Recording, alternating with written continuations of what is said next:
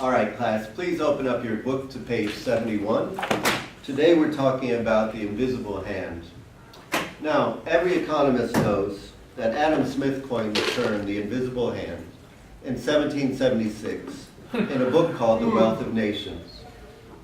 The invisible hand theory explains the mechanism of the free market, where the scarce resources of society are efficiently and automatically allocated. Utility maximizing individuals, completely exploring their own self-interest, ironically lead in their behavior to benefits for everyone. Higher profits, in turn, provide existing firms with the incentive to expand a new... Professor? Yes? I completely disagree with everything you just said. Yeah, for sure. Oh yeah, I agree with them. Yeah. You're not right. Professor also disagreed. Yeah, you got it all wrong.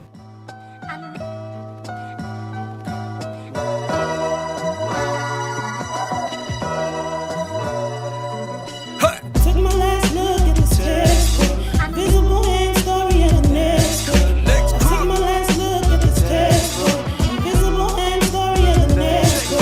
So proud, so game, so orthodox. Put your heads in the same prof, don't play in matchbox.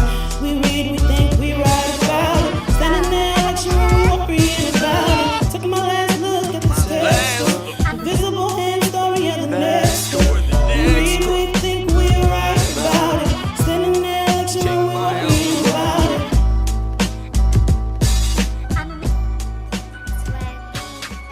Reading Greg Mankiw, the conservative man's view of supply and demand, the invisible hand too. Mostly following the commandments that he hands you. Hey kids, it's enough trying to teach you. These ain't the pearly gates, Mr. Mankiw. Only preaching efficiency and max you. But where's the upward mobility with my people in poverty? Means the fatocracy. It's poverty in nation just ain't so efficient. These mainstream economists are mentally deficient. These tedious lectures by student resistance will work on the blackboard but not with existence. Your crackpot theories spot all the wrong axes. And if you're from this state, we're Uber killing your taxis. Yo, I say this with gritted teeth. Admittedly, when it comes to justice and liberty, you Ivy League just can't compete, I pity thee. So tell New Jersey fans we're gonna need New Jerseys, man. Cause you standing in the stands looking white when invisible hands doing nothing but hurting me, burning me. Doesn't matter if it's third degree, cause your economic policy causing nothing but poverty. Death and destruction are the only things I can see. We need wealth for society, so stop the perjury. You cheat, you steal, you lie through your pearly teeth. But today's a new day and there's a brand new lesson to teach. We're turning over Ivy Leagues so we stomp our feet. Yo, I'm like Steve Nash, watch this sweet pass. Took my last look at the textbook. Invisible hand story of the next book. I took my last look at the textbook. Invisible hand story of the next book.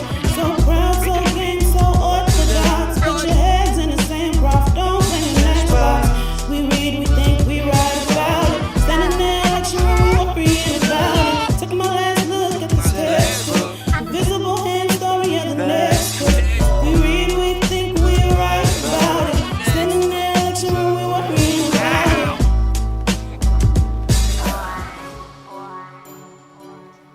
Lesson 1. It starts in a sympathetic fashion. Government spending can stop the markets from crashing. You asking, but where does the money come from? It's C plus ING, and then we're done. You see, it's really not that complicated, but stepping on the little guy ain't the way to make it. You fake it, we take it, but it's time to unionize. Get ourselves organized, give the capitalists a surprise, and begin the journey toward a social compromise where the poor get more while the rich stand by. We fly, get high, and soar towards the sky where moral sentiments replace demand and supply.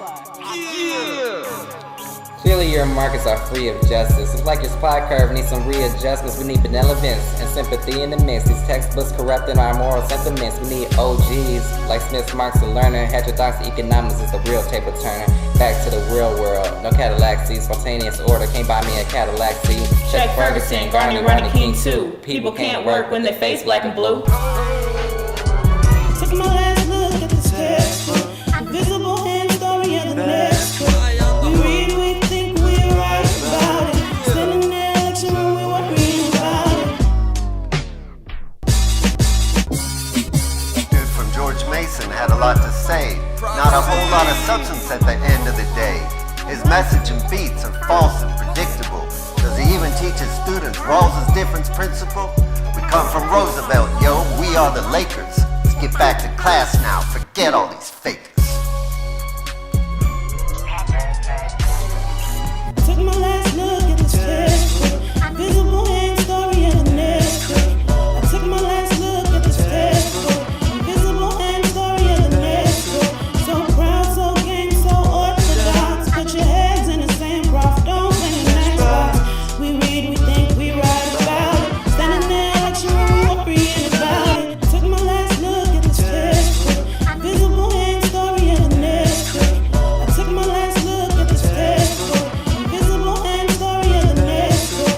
So proud, so game, so orthodox. Put your heads in the same prof, don't play in that box. We read, we think, we write about it. Standing there like you were worrying about it. Took my last look at this textbook. Invisible hand story of the next book. We read, we think, we write about it.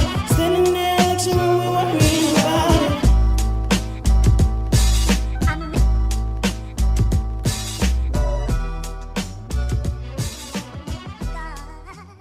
Thank you, everyone, for coming. Welcome to Theories of Justice in Economics and Philosophy at Roosevelt University. You know, most economists teach that efficiency is the first virtue of economics. But that's not true. Justice is the first virtue. And we're going to read and talk about and discover why and why that's so important.